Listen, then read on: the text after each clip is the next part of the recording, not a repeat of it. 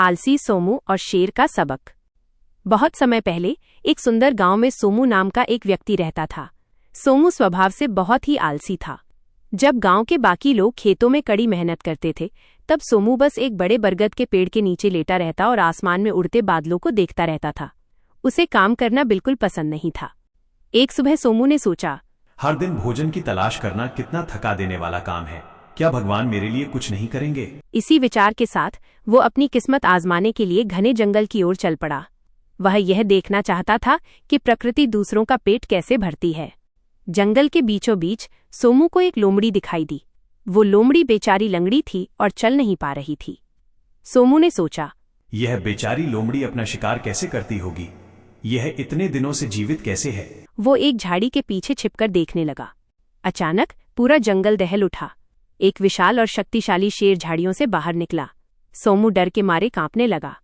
उसे लगा कि शेर अब उस बेचारी लोमड़ी को मार डालेगा। उसने अपनी आंखें डर के मारे आधी बंद कर लीं। लेकिन जो हुआ उसे देखकर सोमू दंग रह गया। शेर ने लोमड़ी को नुकसान पहुंचाने के बजाय अपने मुंह में दबाया हुआ मांस का एक बड़ा टुकड़ा उसके सामने रख दिया। लोमड़ी ने चुपचाप उसे खाना शुरू कर दिया और शेर शांति से वहां से वापस जंगल में चला गया। सोमू के चेहरे पर एक बड़ी मुस्कान आ गई। उसने सोचा, वाह, अब मैं समझ गया, भगवान कितने दयालु हैं। अगर वो एक लंगड़ी लोमड़ी का पेट भर सकते हैं तो वो निश्चित रूप से मेरा भी ख्याल रखेंगे। मुझे अब मेहनत करने की कोई जरूरत नहीं है। सोमू जंगल में ही एक पेड़ के नीचे बैठ गया और इंतजार करने लगा कि कोई उसके लिए भी खाना लेकर आएगा। एक दिन बीता, फिर दूसरा, लेकिन कोई नहीं आया।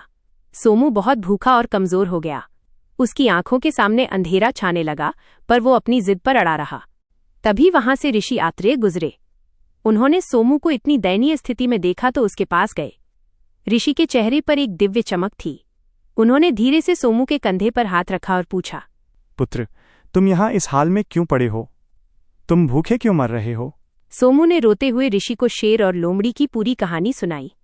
उसने कहा, महाराज, क्या भगवान मुझे भूल गए हैं?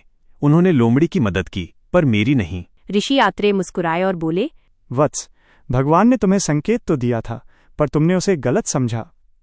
ईश्वर नहीं चाहते थे कि तुम उस लाचार लोमड़ी की तरह बनो जो दूसरों पर निर्भर है। वो चाहते थे कि तुम उस शेर की तरह बनो जो न केवल अपना पेट भरता है बल्कि दूसरों की भी मदद करता है। सोमू को अपनी गलती समझ आ गई। वो उठा और उसी दिन से मेहनत करने का संकल्प लिया।